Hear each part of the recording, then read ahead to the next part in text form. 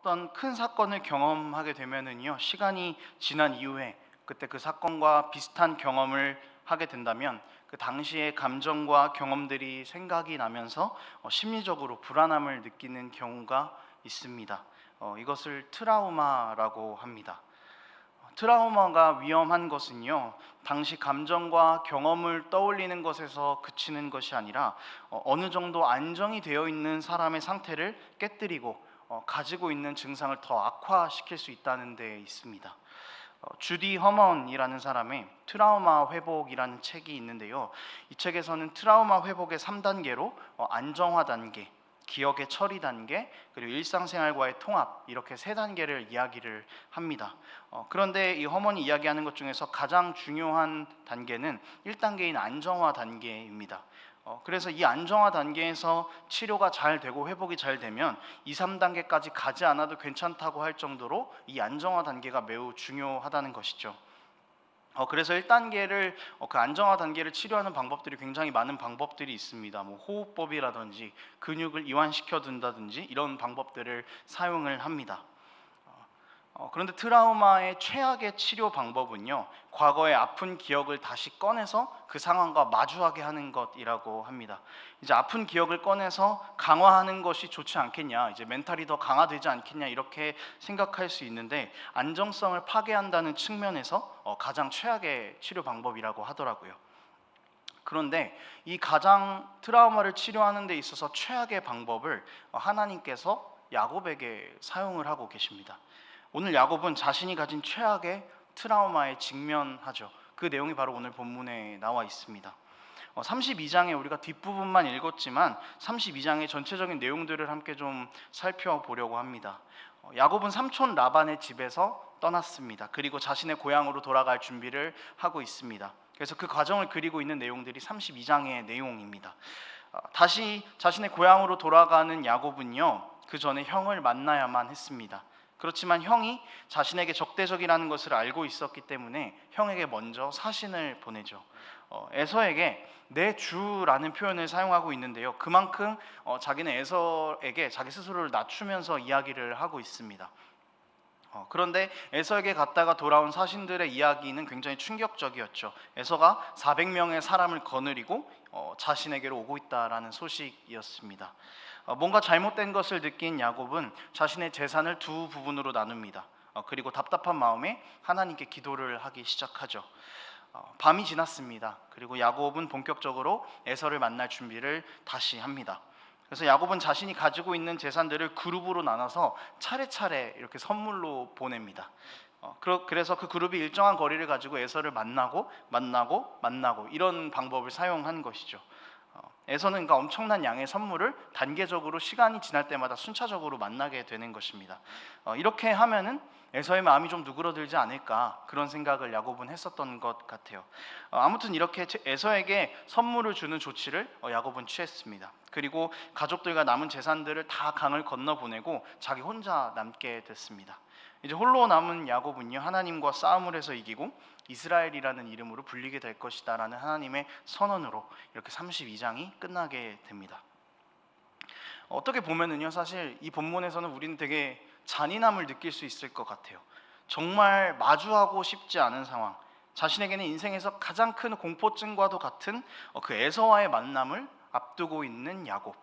만나고 싶지 않았지만 가장 두려워하는 것을 만나야 하는 상황에 놓인 야곱의 이야기 가운데에서 오늘 우리는 그를 둘러싼 하나님의 은혜를 함께 나누기를 원합니다.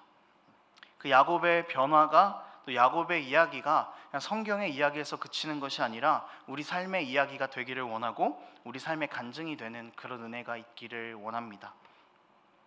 여러분, 사실 생각해 보면은요, 야곱이 부딪히고 싶지 않았던 문제는 에서가 아닐지도 모르겠다라는 생각을 합니다. 문제는요, 야곱 자신이었던 거죠.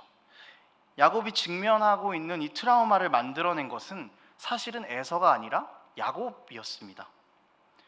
장자의 권한을 얻을 때에 형 에서를 속여서 열받게 해서 죽을 짓을 한 것도, 매 맞을 짓을 한 것도 야곱인 겁니다. 그러니까 원인 제공을 야곱이 한 거죠. 그래서 어쩌면은 조금 더 본질적으로 보자면은 야곱의 가장 큰 트라우마의 내용은 야곱이 에서 앞에 서서 죽게 생긴 것이 아니라 과거의 자기 자신의 모습이라는 것이죠. 하나님의 방법대로 행하지 못했던 자신의 모습, 그 야가 빠진 야곱, 그 모습 앞에 그는 직면하게 되는 것이죠. 전혀 변하지 못했던 부족했던 모습의 나를 발견해야 되는 그런 상황에 야곱은 놓였다라는 것입니다. 하나님의 말씀대로 순종해서 행하지 못했던 그 자신의 과거의 일들 때문에 야곱은 참혹함이 예상되는 그 결과 앞에 서게 되는 겁니다. 여러분, 사실 야곱은요 이 문제 앞에 굳이 다가오지 않았어도 괜찮았을 것 같습니다.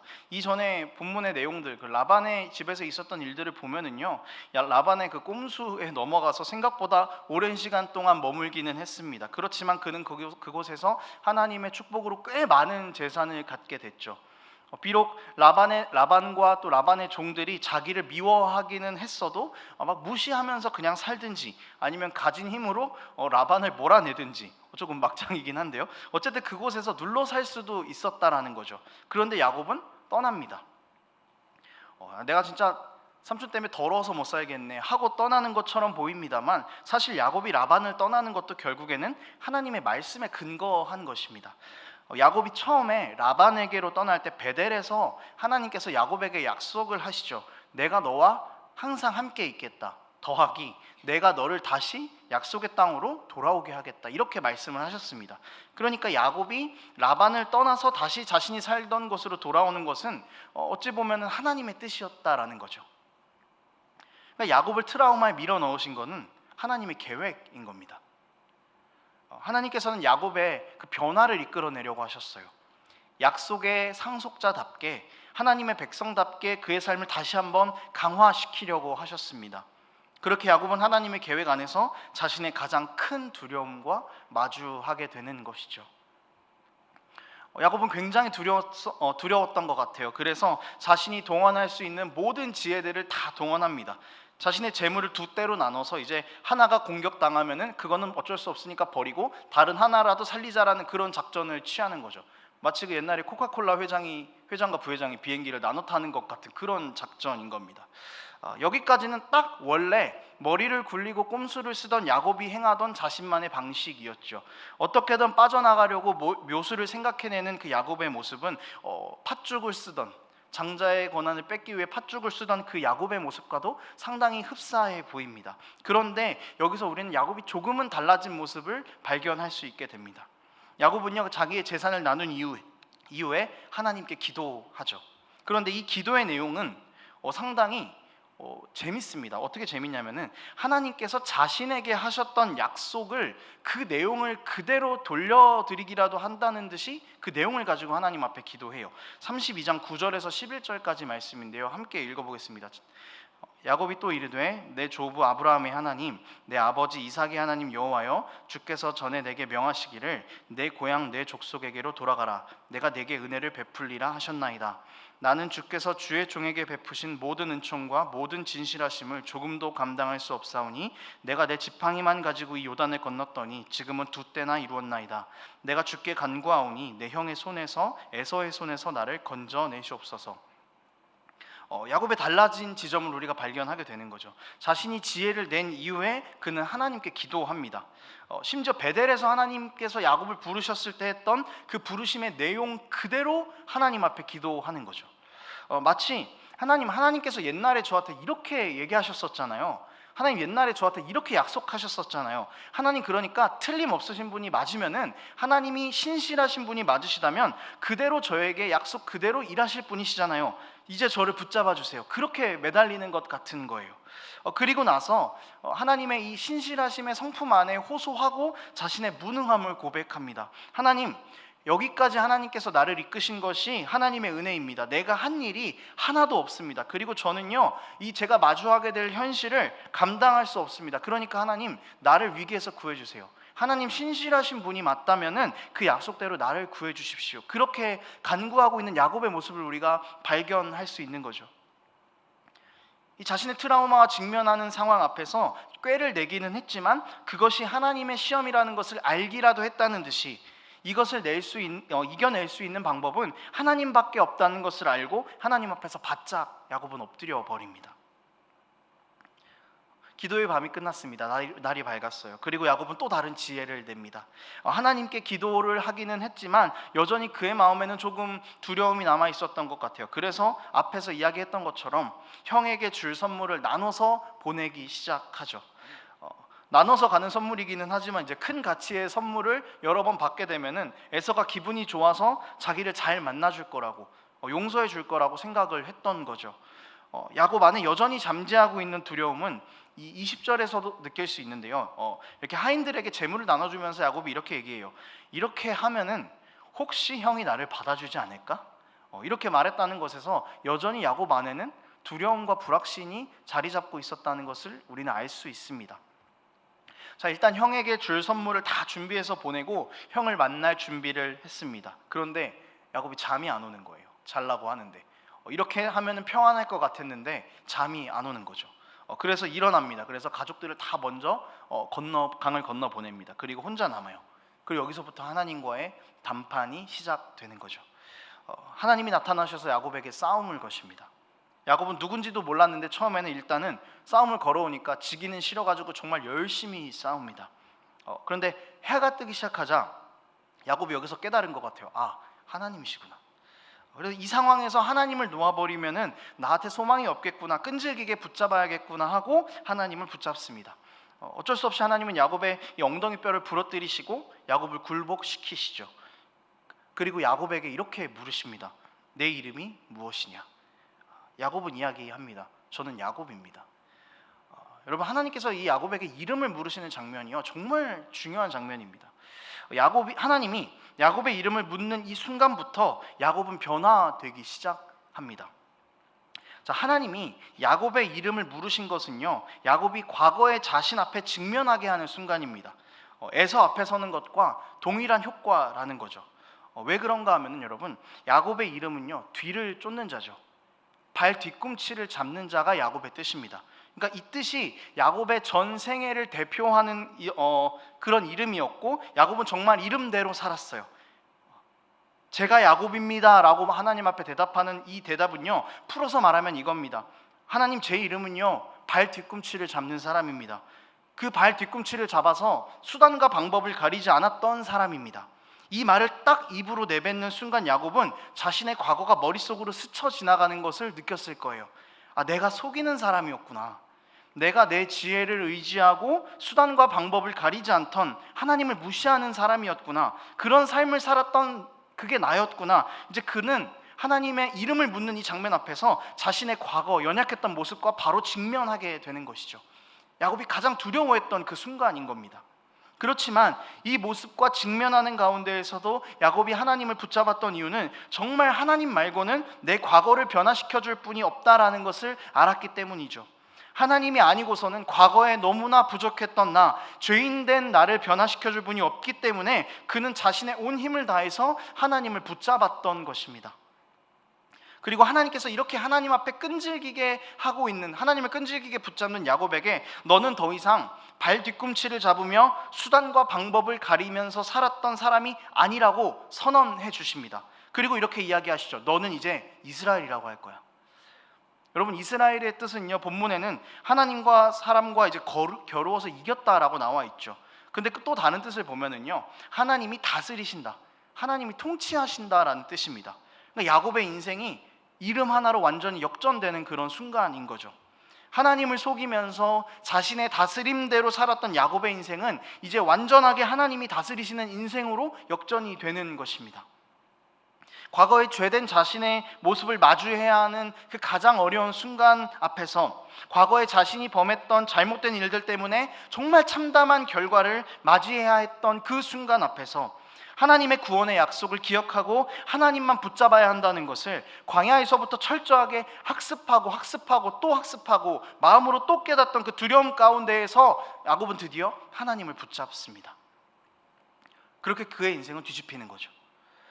자신이 통치했던 그 야곱의 나라에서 하나님이 통치하시는 하나님 나라의 백성, 이스라엘로서의 삶을 살 준비를 하게 되는 것이고, 또 하나님도 더욱더 야곱을 그렇게 훈련시켜 가실 것이라는 겁니다.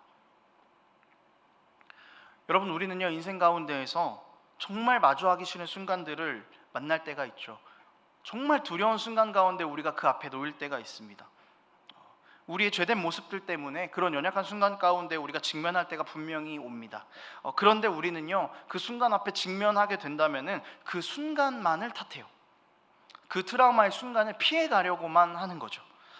이런 일이 있고 저런 일이 있고, 이거는 이래서 제가 잘못했고, 이건 이래서 제가 잘못했고, 이건 이래서 잘못됐고, 저건 저렇고, 이렇게만 우리에게 주어지는 일들을 바라본다면요 우리는 우리에게 놓인 순간에서 절대로 벗어나지를 못합니다. 왜냐하면 우리는 근본적인 걸 자꾸 피해가고 있잖아요. 나의 실수와 나의 죄된 모습들은 다 피해가고, 모든 것을 다 외부에만 두고 있는 우리의 모습은 절대로 우리에게 주어진 이 어려움과 시련들을 넘어갈 수 없다라는 겁니다. 여러분, 나의 실수와 나의 죄된 모습과 우리는 직접 직면해야 됩니다. 하나님의 방법대로 살지 못했던 나의 모습을 우리가 분명하게 바라볼 수 있어야 되는 거죠. 야곱이었던 내 인생과 직면해야 됩니다. 야곱이라는 이름을 갖고 산 것과 마찬가지였던 내 인생을 바라볼 수 있어야 되는 거죠. 그 순간에 하나님께서는 우리에게 분명히 물으실 겁니다. 마치 야곱에게 물으셨던 것처럼 우리에게 똑같이 물어보실 겁니다. 너의 이름은 뭐냐? 너의 정체성은 뭐냐? 그때 여러분, 우리는 인정하자는 거죠. 직면하고 인정하자는 거죠. 내 주님, 제가 야곱이었어요. 내 주님, 제가 하나님의 다스리심과는 전혀 상관없는 삶을 살던 사람이었습니다. 그런데 주님, 이제는 제가 고백합니다. 주님, 야곱이었던 내 삶을 다 청산하고 싶습니다. 주님의 다스림 없이는 살 수 없습니다. 주님의 축복 없이는 우리가 도저히 살 수 없습니다. 죄인 되었던 내 모습을 주님 안에서 재발견하는 그 과정이 여러분, 우리에게 반드시 필요하다라는 거죠. 여러분, 죄와 직면하십시오. 두려워하지 마십시오. 그 가운데서 우리의 죄됨을 인정해버리고 하나님의 축복 없이는 살 수 없다는 것을 고백해버리면 그만입니다. 하나님께 다 맡겨드리면 그만인 거죠. 왜 우리는 맡겨드리면 되는 것을 가지고 그렇게 싸우는지, 여러분, 우리의 그런 가지고 있던 고집들과 힘을 우리는 다 꺾어버릴 수 있어야 한다라는 겁니다. 우리가 하나님 없이 얼마나 마음대로 살았는지, 우리가 하나님 없이 안 되는 존재라는 것을 그 앞에서 발견하게 될 것입니다. 그렇게 우리가 조금은 두렵더라도, 조금은 어렵더라도 하나님이 야곱을 에서에게로 끌고 가셨던 것처럼 우리는 우리의 그런 문제들 앞에 하나님께서 직면시키실 때 인정할 수 있는 용기, 내려놓음이 우리에게는 필요하다라는 것이죠. 여러분, 우리의 그 죄의 부족함들을 인정하고 직면했다면요 우리에게 놓인 선택지는 딱 하나밖에 없습니다. 하나님 붙잡는 거죠. 야곱이 했던 것처럼 하나님께 정말 철저하게 매달려야 합니다. 하나님, 여기서 정말 나를 축복해 주지 않으시면 내가 절대로 당신을 놓지 않겠습니다. 이런 마음을 가지고 주님 앞에 정말 철저하게 매달리는 우리 삶의 자세들이 필요하다라는 거예요. 여러분, 하나님이 야곱에게 지셨기 때문에 네가 하나님과 사람과 겨루어서 이겼다고 이름을 지어주셨겠습니까? 하나님이 야곱을 이길 수가 없어가지고 도무지 못 이겼어서 그렇게 야곱에게 그런 이스라엘이라는 칭호를 주셨겠어요? 하나님이 야곱의 그 뼈를 부러뜨려야만 이길 수 있는 분이셨을까요? 그렇지 않다는 거 우리 너무나 잘 알고 있잖아요. 자신의 문제 앞에서 간절하게 하나님만에 붙잡고 놓지 않았던 야곱을 하나님께서 저어주신 거죠. 그리고 의롭다라고 칭해 주신 거죠. 너는 내 다스림 안에서 살게 될 거야 라고 일방적으로 선포해 주신 거죠. 여러분, 하나님만 붙잡았던 야곱은요 자신의 뼈가 부러지면서 사실은 패배했음에도 불구하고 이겼다는 이름을 받았습니다. 하나님의 다스림 안에 거하게 되니까 이기게 되는 거예요. 여러분, 붙잡는 것이 이기는 겁니다. 내가 주인 돼서 내 뜻대로 하나님을 이겨먹는 것이 이기는 것이 아닙니다. 세상은 그게 이기는 거라고 해요. 야, 하나님 뭐가 중요해? 그냥 너가 이겨먹어. 네가 주인처럼 살면 되지라고 세상은 우리한테 그렇게 이야기해요. 하나님 이겨먹으라고, 네가 하나님이 되라고 그렇게 우리를 유혹하지만, 이런 유혹들 속에서 우리는 그런 유혹들이 다 틀렸다고 완전히 부정해버릴 수 있어야 합니다. 하나님을 붙잡는 것만이 이기는 것이라고, 내가 부러지고 내가 만신창이가 되어도 하나님을 붙잡는 것이 이기는 거라고 우리는 반드시 그것을 우리 삶으로 선포하고 드러내고 살아가야 한다라는 것이죠. 여러분, 야곱은 하나님을 붙잡은 결과로 뭘 얻었습니까? 뼈가 부러졌어요. 평생을 절면서 살게 된 거죠. 그 야곱에는 정말 큰 상처가 남았습니다. 하지만 그 다리를 절게 되었다라는 사실은요, 야곱에게는 이제 더 이상 그다지 중요하지 않을 것 같아요. 왜냐하면 이 야곱이 철뚝거리는 것은 하나님의 방법을 사모한 야곱에게 남았던 은혜의 상징이기 때문이죠.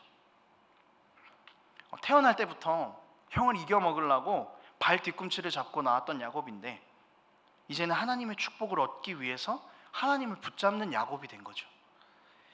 하나님 없이는 안 될 것 같다는 것을 인정하니까 야곱의 삶은 붙잡아도 전혀 다른 것을 붙잡는 삶이 되는 것입니다. 하나님을 붙잡아 본 야곱에게 내가 절고 있다라는 사실은요, 은혜의 상징으로 남았을 것 같아요. 자기 어디를 갈 때마다, 걸어갈 때마다 절뚝거리면서 걸어갔겠죠. 근데 그는 아마도 그 걸어가는 그 모든 과정 가운데에서 감사의 고백들을 하면서 그렇게 걸어갔을 것 같아요. 하나님 감사합니다. 하나님께서 나를 살려주셔서 내가 하나님 다스림 안에 들어가서 이렇게 절고 있지만 그래도 나는 감사합니다. 야곱이 그렇게 살지 않았을까요? 여러분, 하나님께서 야곱에게 이렇게까지 하신 이유, 몰아가시고 연약함에 직면하게 하시고 야곱에게 상처를 남기신 이유, 이 야곱을 하나님의 약속을 이어갈 합당한 자로 세워나가기 위함이었습니다. 이렇게 하나님께서 야곱을 세워가셨던 것처럼 우리도 동일하게 하나님께서 세워가실 것입니다. 두려우시죠? 조금 두려움에 직면하게 되고 다리를 저는 야곱의 모습처럼 우리를 그렇게 하신다니까 조금 두렵죠. 하나님께서는요, 우리를 이 땅으로 보내셨습니다. 그리스도인으로서 보내셨죠. 종교 생활로 교회를 다니는 그런 사람으로 그 정도로 우리를 부르신 것이 아닙니다. 하나님 나라의 확장을 위해서 우리를 보내셨습니다. 생명을 전하는 자들로 우리를 보내셨죠. 그리고 이제 우리를 하나님 나라 확장에 걸맞는 사람으로 빚어 가실 겁니다. 그 방법이 상당히 충격적일지도 모르겠어요. 우리가 안정적인 것과는 거리가 멀 수도 있을 것 같아요. 그러나 이런 혼란 가운데에서 우리는 우리의 연약했던 모습을 발견하게 될 것이고, 하나님 없이는 살 수 없다고 고백하는 은혜가 있게 될 겁니다. 그리고 하나님 나라의 사명을 가지고 살아가면서 이 땅 가운데 하나님 나라를 전하는 자로, 하나님 나라의 약속을 상속받은 자로 그렇게 살아가게 될 겁니다. 하나님의 영원하신 다스림 안에서 우리는 그렇게 살아가게 될 것입니다. 말씀을 정리하겠습니다. 사랑하는 여러분, 우리에게 가장 중요한 것은 우리가 하나님의 다스림 아래에서 사는 것입니다. 야곱이었던 내 삶을 다 청산하고 이스라엘로 사는 것입니다. 야곱이 최악의 상황 가운데 직면했어도 이스라엘이라고 불릴 수 있었던 이유는 그가 하나님의 다스림을 누구보다도 원했기 때문입니다. 자신의 지혜로 이것도 해보고 저것도 해보고 했지만 도저히 해결할 수 없는 문제들 앞에서 그냥 인정해버렸던 거죠. 주님 없이는 할 수 없습니다. 주님의 다스림이 필요합니다. 여러분, 이 고백이 우리 삶 가운데도 동일하게 있게 되기를 원합니다. 피하고 싶은 문제들 앞에 직면할 때에 나의 연약함을 바라봅시다. 나의 죄인됨을 바라봅시다. 그리고 인정합시다. 주님의 다스림 안으로 들어갑시다. 그러면 우리는 우리의 삶이 야곱에서 이스라엘로 변하는 은혜를 경험하게 될 겁니다.